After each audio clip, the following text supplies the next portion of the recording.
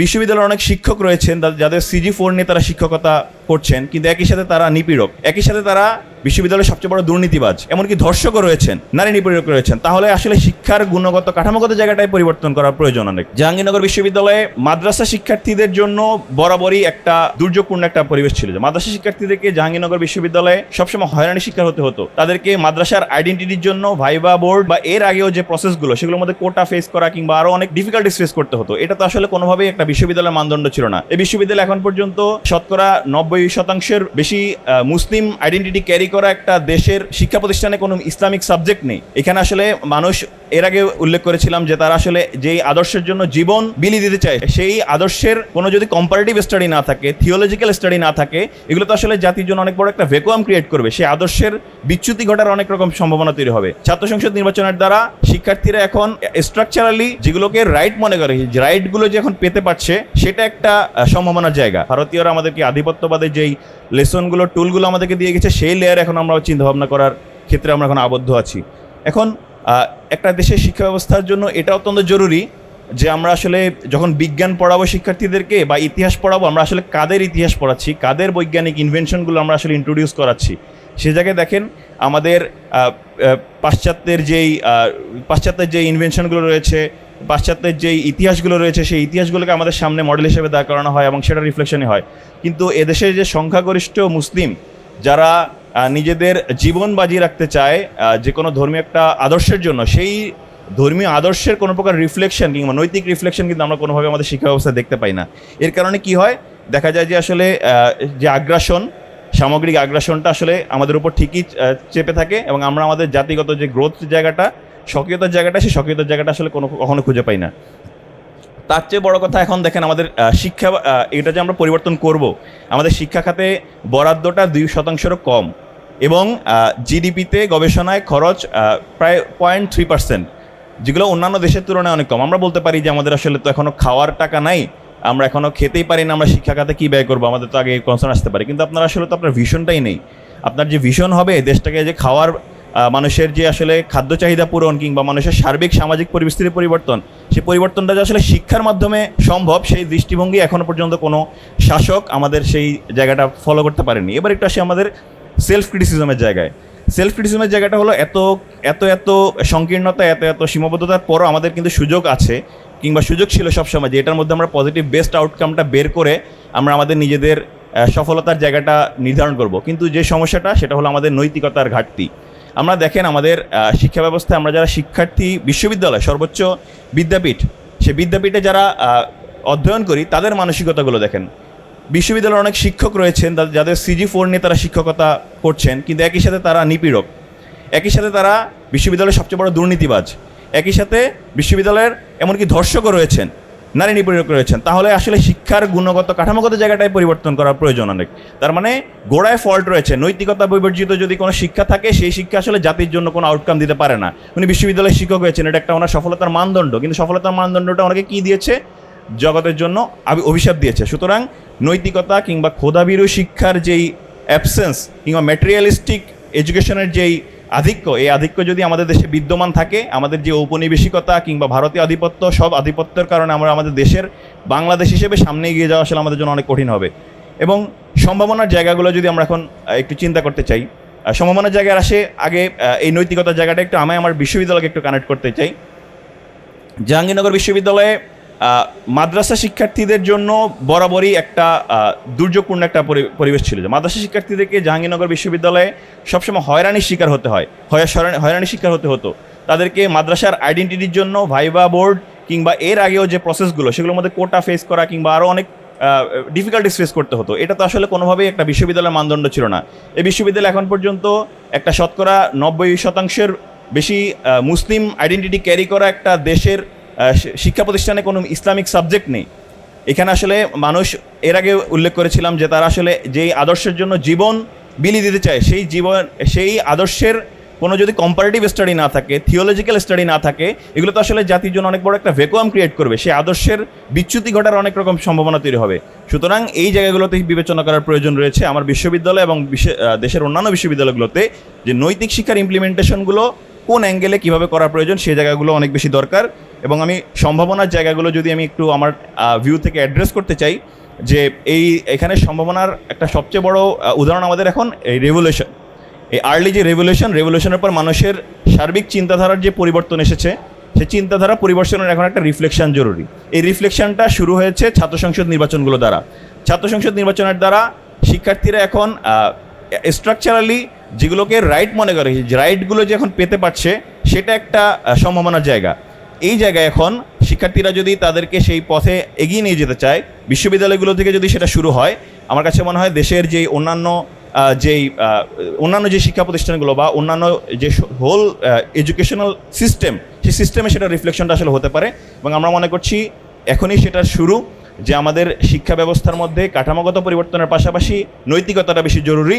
এই নৈতিক শিক্ষা যদি ইমপ্লিমেন্টেশন না করা হয়, আমি যতই উপজেলা পর্যায়ে, থানা পর্যায় থেকে শুরু করে সচিবালয় পর্যন্ত আমি শিক্ষার কাঠামোগত পরিবর্তন না করি কেন, ওই যে CG4 শিক্ষক, ওই যে CG4 বিশ্ববিদ্যালয় শিক্ষক ঠিকই নিপীড়ক হবে, টিভি দর্শক হবে। সুতরাং আমাদের একই সাথে যেমন কাঠামোগত পরিবর্তন জরুরি, ঔপনিবেশিকবাদ থেকে বেরিয়ে আসা জরুরি, এবং একই সাথে নৈতিক শিক্ষার ইমপ্লিমেন্টেশন অনেক বেশি জরুরি। এবং আমরা মনে করছি এর তিনটি দ্বারা এর পরিবর্তন সম্ভব। প্রথমত শিক্ষা খাতে বরাদ্দ বৃদ্ধি করা, দ্বিতীয়ত নৈতিক শিক্ষার যথাযথ ইমপ্লিমেন্টেশন, এবং লাস্টলি আমার গোল ঠিক করা, আমার আদর্শিক গোল, এই বাংলাদেশের আদর্শিক গোল কী হবে শিক্ষার্থীদের, এই দেশের হোল জনশক্তিদের, যে সেকুলারিজমের দিকে হবে নাকি একটা নৈতিক মডেলের দিকে তারা আগাবে, সেটা নির্ধারণ করা জরুরি। এবং এই তিনটির যখন মিশ্রণ হবে, তখনই আমরা আসলে এই দেশের যে প্র্যাকটিক্যালি আসলে শিক্ষা ব্যবস্থার পরিবর্তন, সেই পরিবর্তনটা দেখতে পাবো। এবং এই দেশটা শুধুমাত্র যে রিসার্চফুল, আমাদের যে তলাবিহীন ঝুড়ির যে তকমা, সেই তলাবিহীন ঝুড়ির তকমাটা থেকে তলাটা আমরা সংযুক্ত করতে পারবো এবং সামনে এগিয়ে যাব, বিশ্বের বুকে আমরা মাথা উঁচু করে দাঁড়াতে পারবো ইনশাল্লাহ। একটা জিনিস খেয়াল করেন, ঔপনিবেশিক এডুকেশন বলতে আমরা কি মনে করছি? ঔপনিবেশিক এডুকেশন কিন্তু সেকুলার এডুকেশন। খেয়াল করি আমরা, কলোনাইজ পাওয়ার যারা কলোনি সৃষ্টি করেছে ইউরোপের কান্ট্রিগুলি, তাদের একটা বড় কাজ ছিল লোকাল যে এডুকেশন সিস্টেম আছে সেটার পরিবর্তে সেকুলার একটা দেওয়া, সেটা থেকে আলাদা করে দেওয়া। এখন তাদের কিছু উদ্দেশ্য ছিল সেকুলার এডুকেশন ইন্ট্রোডিউস করার, কিন্তু প্রবলেম হলো ওনারা যখন চলে গেলেন, তখন আমাদের দেশের এলিট শ্রেণী সেকুলারিজমকে এলিট এডুকেশন হিসেবে গ্রহণ করলো। প্রবলেমটা সেটা, মানে আমরা যখন এলিট গ্রুপের সাথে কথা বলি বা এডুকেটেড পিপলের সাথে কথা বলি, তাদের ল্যাঙ্গুয়েজটা হয় সেকুলার। তারা মনে করে যে this is the way educated person should talk or behave. এই জিনিসটা আমাদের সমাজে প্রতিষ্ঠিত ছিল। এমনকি জুলাইয়ের অভ্যুত্থানের আগ পর্যন্ত মানুষ চাক বা না চাক, that was the way to become educated. কারণ আপনি কোনো একটা জায়গায় যদি সেকুলারভাবে কথা বলেন, তখন মনে করা হতো যে this is the educated person. কেউ যদি ধর্মীয় কথা বলে, তাহলে সে আবার এডুকেটেড না। সেটা যে কোনো ধর্মেরই হতে পারে, হিন্দু ধর্ম বা ইসলাম ধর্ম বা খ্রিস্টান ধর্ম। এডুকেশন যখন আসবে, সেটা যদি ধর্মের কথা আসে, তাহলে you are not the elite people, you are less than elite. হ্যাঁ, এটাই ছিল সেকুলারিস্ট এডুকেশন বা সেকুলারিস্ট যে কনসেপ্ট, সেটার ব্যাপার। এবং এটা আসছে কোত্থেকে? এটা ঔপনিবেশিক ব্যাকগ্রাউন্ড থেকে এসছে। এটা কিন্তু এমনি আসে নাই, ব্রিটিশ আমল থেকে এসছে। সেই সময় যেটা এসছে সেটা আমরা ধরে রেখেছি। এখন জুলাইয়ের অভ্যুত্থানের পরে যে ঘটনাটা ঘটলো, সেটা হলো হঠাৎ আমরা দেখলাম যে সেকুলারিজমের যে কথাটা বলা হচ্ছিল, সেটা আলটিমেটলি আমরা এলিট হিসেবে গ্রহণ করছি না। আমাদের টেবিলে এখন মাল্টিকালচারিজম চলে আসছে। আমরা এখন সব ধর্ম কনসিডার করতে রেডি। আমরা এখন বলছি হিন্দুইজম, খ্রিস্টানিজম, ইসলাম, এমনকি বুদ্ধিজম, এমনকি ট্রাইবালিজম, এই সব কিছু এডুকেশনের পার্ট। এইসব নিয়েই এডুকেটেড শ্রেণী হবে। টেবিলে হঠাৎ মাল্টিকালচারিজম চলে আসলো। এটা জুলাইয়ের গণ অভ্যুত্থানের কারণে। এই জিনিসটা ভুলে গেলে হবে না। ইসলামের কথা মেইন স্ট্রিম এডুকেশনে আমরা আনতে পারছিলাম না, হিন্দুইজমের কথা মেইন স্ট্রিম এডুকেশনে আনতে পারছিলাম না, বুদ্ধিজমের কথা, খ্রিস্টানিজমের কথা আনতে পারছিলাম না। কারণ মেইন স্ট্রিম এডুকেশন বলছিল আগে যে সেকুলার হতে হবে এডুকেটেড হতে হলে, এবং সেকুলার বলে তারা একটা নতুন ধর্ম চাপিয়ে দিচ্ছিল, যেখানে অন্য ধর্ম সাপ্রেসড হয়ে যাচ্ছিল। খেয়াল করেন, সেকুলারিজম অলসো বিকেম এ রিলিজিয়ান। এটা দিয়ে অপ্রেস করা হচ্ছিল অন্য সব রিলিজিয়ানকে। তো হঠাৎ এই সেকুলারিজম ধুলায় মিশায় গেল, অ্যান্ড বিকজ অফ জুলাই অভ্যুত্থান আমরা মাল্টিকালচারিজমে চলে আসলাম। এটাই প্রথম স্টেপ ডিকলোনাইজেশনের, প্রথম স্টেপ। যে আমরা সেকুলারকে যেটাকে গড মনে করতাম, god of education, if you are not secular you are not properly educated, সেটার হাত থেকে আমরা মাল্টিকালচারিজমে চলে আসলাম। That is one of the important achievement or one of the achievement of July অভ্যুত্থান। কিন্তু এর পরের কাজগুলি আমাদের খেয়াল করতে হবে। এর পরে যদি ঠিকমতো কাজ না করি এই অ্যাচিভমেন্ট কিন্তু হাতে থাকবে না। এই জায়গায় আমার কথাটা। এখন কি হলো, এই যে সেকুলারিজম থেকে মাল্টিকালচারিজমে আমরা মুভ করলাম, এটা কিন্তু শুধু বাংলাদেশে ঘটে নাই, it is an world wide phenomena. UK, America, এইসব দেশে ইমিগ্রেন্টদের সংখ্যা বেড়ে যাচ্ছে, তারা মাল্টিকালচারিজমে চলে যাচ্ছে। আমরা দেখেছি ইন্দোনেশিয়া, আমরা দেখেছি নাইজেরিয়া, আমরা দেখেছি মালয়েশিয়া, এইসব দেশেও তারা সেকুলারিজমে আর নাই, দে আর মুভিং টু মাল্টিকালচারিজম। এবং মাল্টিকালচারিজম করে তারা কিন্তু দেশে ইউনিটি নিয়ে আসতে পারছে। এটা খেয়াল করতে হবে। মাল্টিকালচারিজম মানে ইউনিটি ইন ডাইভার্সিটি, কাউকে বাদ দিয়ে না। এই কনসেপ্টটা ভুল করলে হবে না যে আমরা বিভিন্ন রিলিজিয়নকে স্বীকার করা মানে কোনটাকে সুপিরিয়র কোনটাকে ইনফেরিয়র বলা না, বরঞ্চ unity in diversity, that is our point. এখন এইভাবে যদি আমরা এডুকেশনকে চিন্তা করি তাহলে সেকুলারিজমও আমাদের টেবিলে থাকবে, কারণ আমরা তো মাল্টিকালচারিজমে বিশ্বাসী। আমরা বিভিন্ন ধর্মের কনসেপ্টও যেমন আনবো, সেকুলারিস্টদের যে ভিউটা আছে সেটাও আমাদের টেবিলে থাকবে। It will not be kicked out because we believe in multiculturalism. এখন কথা হলো, আমরা যখন এটা বলছি তখন এই কথার সাথে আমার একটা ভয় হয়, সেটা হচ্ছে যে এই মাল্টিকালচারিজমের গুড জিনিস হচ্ছে যে আমাদের গ্রেটার ইন্টারফেথ আন্ডারস্ট্যান্ডিং হবে, রেসপেক্ট ফর মাইনরিটি কালচার হবে, রিভাইভাল অফ ইন্ডিজিনিয়াস নলেজ এটাও হবে, মরাল এডুকেশন চলে আসবে আমাদের মাঝে। সেকুলারিজমে আমরা মরাল এডুকেশন, ধর্মীয় মরাল এডুকেশন দিতে পারছিলাম না, যে এটা চলে আসবে। কিন্তু ভয়টা কোথায় জানেন? একটা ভয় আছে, রিলিজিয়াস এক্সট্রিমিজম এবং ইনটলারেন্স। এটা যদি আমরা হ্যান্ডেল করতে রেডি না থাকি, এই যে আমাদের অ্যাচিভমেন্টটা হলো মাল্টিকালচারিজমের, আবার ব্যাক করে যাবে সেকুলারিস্টদের হাতে। এই এক্সট্রিমিজম এবং ইনটলারেন্স, এই জিনিস যদি আমরা ইভলভ হতে দেই based on this মাল্টিকালচারিজম, will be in trouble. আমরা আবার আগের মতো চলে যাব, কারণ লোকজন বলবে যে মাল্টিকালচারিজম তো আমাদেরকে হেল্প করছে না, আমাদেরকে টলারেন্ট হতে দিচ্ছে না। আমরা তো সেই এক্সট্রিমিজমে ব্যাক করছি মাল্টিকালচারিজমে যাওয়ার পরে, তখন আবার আমরা ফেল করে যাব। তাহলে এই জিনিসটা কিন্তু মাথায় রাখতে হবে যে অ্যাচিভমেন্ট আমরা জুলাইয়ের গণ অভ্যুত্থানে পেলাম, সেটা আমরা হেলায় যেন না হারাই। That is one of the thing we need to understand. এবং আমাদের সামনে আমি আরও বলবো যে we have examples. Malaysia is a good example, Indonesia is a very good example. ইন্দোনেশিয়াতে আমি বলছি যে তাদের প্রায় 85%-এর উপরে মুসলিম, তারপরেও তারা 6 অফিসিয়াল রিলিজিয়ন তারা রেকগনাইজ করেছে, এবং তারা 5টা প্রিন্সিপাল, যেটাকে প্যানাকেসিলা বলে, believe in one god, just and civilize unity of Indonesia, democracy of guided by consensus, social justice for all Indonesians. They believe in that Panacea 5 principles. এই জিনিসগুলি কিন্তু ইন্দোনেশিয়াকে অনেক দূর এগিয়ে নিয়ে গেছে। They have national education act, যেখানে they respect all religion, ethnic and cultural diversity. তাদের মিনিস্ট্রি অফ রিলিজিয়াস অ্যাফেয়ার যারা, সেটা ইসলামিক স্কুল এবং রিলিজিয়াস এবং জেনারেল সাবজেক্ট এগুলিতে চালাচ্ছে। এবং আরেকটা ইম্পর্টেন্ট জিনিস, উই মাস্ট নোট দ্যাট আমাদের ইউনেস্কো গ্লোবাল সিটিজেনশিপ এডুকেশন, এটা কিন্তু বলছে, ইউনেস্কো আমাদের শিখিয়ে দিচ্ছে যে হিউম্যানিস্ট এডুকেশন এজেন্ডা, এটা ইউনেস্কোর এজেন্ডা। এবং এটা বলছে যে দিস উইল একো the moral, sustainable and value based learning. তার মানে ইউনেস্কো গোল সেট করেছে ভ্যালু বেসড লার্নিংয়ের। আমরা যদি মাল্টিকালচারিজমকে সাথে নিয়ে আগাই, আমরা ইউনেস্কোর এজেন্ডা ফুলফিল করব। এটা যেন মনে থাকে, আমরা ইউনাইটেড নেশনের যে এজেন্ডা, এখনকার এজেন্ডা কিন্তু মাল্টিকালচারিজম, টলারেন্স অ্যান্ড মোরাল ভ্যালুজ। সুতরাং যখন আমরা এই কথা বলবো, আমরা কিন্তু দুনিয়ার সাথে একসাথে আছি, আমরা কিন্তু পিছনে নাই। বরঞ্চ আমরা যদি মাল্টিকালচারিজম, মোরাল ভ্যালুজ বাদ দিই, তাহলেই পিছানো। তার মানে এখন যে আমরা ঔপনিবেশিকের বাইরে চলে যাওয়ার কথা বলছি, উই আর মডার্ন। ঔপনিবেশিক সেকুলার রেজিমে যদি থাকতাম, উই ওয়ার ব্যাকডেটেড। আমরা আসলে ওয়ান স্টেপ ফরওয়ার্ড আগাচ্ছি, and that is the good thing. কিন্তু এখন আমি হাতে টাইমেরও লিমিটেশন আছে, আমি যেটা বলবো সেটা হচ্ছে যে আমার আরেকটা জিনিস এখানে মেনশন করা আছে। আমরা যখন মাল্টিকালচারিজম বা ইসলামিক স্টাডিজ, আজকাল অনেক কথা এসছে, মাদ্রাসা এডুকেশন, ইসলামাইজেশন অফ নলেজ, এগুলি কথা আসছে। আমি এখানেও একটু ওয়ার্নিং দিব। ইসলামাইজেশন অফ নলেজ কিন্তু 1980s একটা কনসেপ্ট। যেটা আমরা জানি IIUM এবং অন্যান্য ইউনিভার্সিটিতে বেশ কিছু কাজ হয়েছে, কিন্তু তারা কিন্তু ভালো সাকসেসফুল হতে পারে নাই যতটা হওয়ার কথা ছিল। এই জিনিসটা খেয়াল করতে হবে।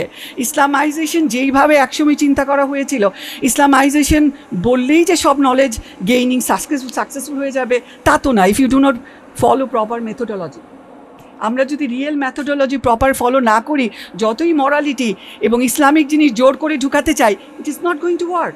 সুতরাং ইসলামাইজেশন অফ নলেজ কিছুটা ফেল করে গেছে, ওদের সাকসেসও আছে। I should not say that they fail totally, কিন্তু তাদের যে লিমিটেশনগুলি আছে এইটা আমাকে একটু মেনশন করে আমি শেষ করব। তাদের যে প্রবলেমটা ছিল সেটা ছিল যে তাদের প্রবলেম ছিল যে তারা কনসেপচুয়াল এম্বিগুইটি, ইসলামাইজেশন বলতে কী বোঝায় এটাতেই ক্লিয়ার ছিলেন না। সায়েন্সকে যদি ইসলামাইজ করতে যাওয়া হয় হবে না তো, সায়েন্স ইটসেলফ ইসলাম। আল্লাহ তাআলা বিজ্ঞানের মধ্যে সব কিছু দিয়ে দিয়েছেন। সো বিজ্ঞান ইজ ইসলাম, এটাকে ইসলামাইজ করার কিছু নাই। এই জিনিসটা মাথায় রাখতে হবে। আমি ফিলোসফিক্যাল ইসলামাইজেশনে যেতে পারি, কিন্তু আগুনে হাত পুড়বে এটার ইসলামাইজেশনের কি আছে? ইউ নিড টু আন্ডারস্ট্যান্ড যে মেথোডোলজিক্যাল বিষয়গুলো, ইসলামাইজেশন ইটসেলফ ওয়াজ ভেগ, অনেকের কাছে ক্লিয়ার না, যার জন্য অনেক সময় সাকসেসফুল হয়নি। এখন আমি যেটা লাস্টে বলবো সেটা হচ্ছে, আমি ইসলামাইজেশনের যে কনসেপ্টটা এসছে সেটার বিপক্ষে আমি বলছি না, কিন্তু আমি বলবো এখন AI এর যুগ। আমরা যেখানে সার্চ দিব, যেটা সবচেয়ে বেশি সবচেয়ে বেশি সার্চেবল আইটেম সেটা আমাদের কাছে চলে আসবে। আপনি যদি কোনো রিসার্চ না করেন, ইসলামিক থিওলজি বলি, ফিলোসফি বলি, পলিটিক্স বলি, কিচ্ছু রিসার্চ নাই আপনার, আপনি বড় গলা করছেন, কিন্তু মানুষ সার্চ দিয়ে ইসলাম পাচ্ছে না। একটাও একাডেমিক স্পেশালাইজ কোনো নলেজ পাচ্ছে না ইসলামের উপরে, শুধু ফতোয়া, শুধু লোকজনের সব লো লেভেল অফ ইন্টারপ্রিটেশন, এবং যেই জিনিস পাচ্ছে সেটা দিয়ে কারোর কোনো জ্ঞান গর্ভ আলোচনা হচ্ছে না, কারোর জ্ঞান লাভ হচ্ছে না। তো আপনি রিসার্চ করে যদি অন্যদের চাইতে স্ট্রঙ্গার রিসার্চ দিয়ে ডেটাবেজে ঢুকাতে পারেন, আপনি এমনিতেই জয়লাভ করবেন। AI এর যুগে আপনি লো লেভেল অফ ইনফরমেশন দিবেন আর মানুষ আপনাকে অ্যাকসেপ্ট করবে, এটা ঘটবে না। AI দিয়ে লোকজন যে কোনো জিনিস সার্চ করে নিয়ে আসতে পারে। আপনি বলছেন কোরআনে ইসলামের সব কিছু সলিউশন আছে, আপনি একটা সলিউশন ইন্টারনেটে পাবেন না প্রপারলি। ইকোনমিক্সের সলিউশন কোনভাবে আসতেছে, সায়েন্টিফিক ক্রাইসিসের সলিউশন কীভাবে আসতেছে, আপনি অদ্ভুত অদ্ভুত ফতোয়া পাওয়া শুরু করছেন। ওই দিয়ে তো আপনি এই ওয়ার্ল্ডকে লিড দিতে পারবেন। তো সুতরাং এই যুগে আপনি যদি ইসলামাইজেশনও চান, মাল্টিকালচারিজমও চান, you need to base on very strong database research everything, so that it comes into the radar of the whole universe, whole humanity. Otherwise it is not possible. So আমি এটা বলে শেষ করব, we have younger generation in front of us. এই জিনিসটা মাথায় রাখতে হবে যে we have achieved multiculturalism, কিন্তু যদি আমরা এক্সট্রিমিজমকে সাপোর্ট দেওয়া শুরু করি কেয়ারলেসলি, AI কিন্তু ক্যাচ করবে এবং জনগণও দেখবে। যদি এক্সট্রিমিজমে চলে যাই আমরা হারিয়ে ফেলবো, আমরা ফেল করে যাব। আমাদের বরঞ্চ স্ট্রং রিসার্চ বেস এবং স্ট্রং নলেজ বেস দিয়ে আমাদেরকে সবাইকে, আমাদের প্রতিপক্ষ যারা আছে তাদেরকে ফেস করতে হবে। আমাদের উল্টা দিকের যে ভ্যালু সিস্টেম আছে তাদেরকে নলেজ দিয়েই ফেস করতে হবে। শুধুমাত্র বড় গলা করে লো লেভেল অফ তর্ক করে we will not win. Okay, with that I want to conclude because I had many things to say, কিন্তু আমার তো আজকে টাইম অতটা পাওয়া গেল না। বাট ইনশাল্লাহ we can do it later, ইনশাল্লাহ। জি, আমি এখন প্রশ্ন নেওয়ার কি সময় আছে? আমার মনে হয় আমি কোয়েশ্চেন অ্যান্সার পরে পার্সোনালিও করতে পারবো, অসুবিধা নেই। জি।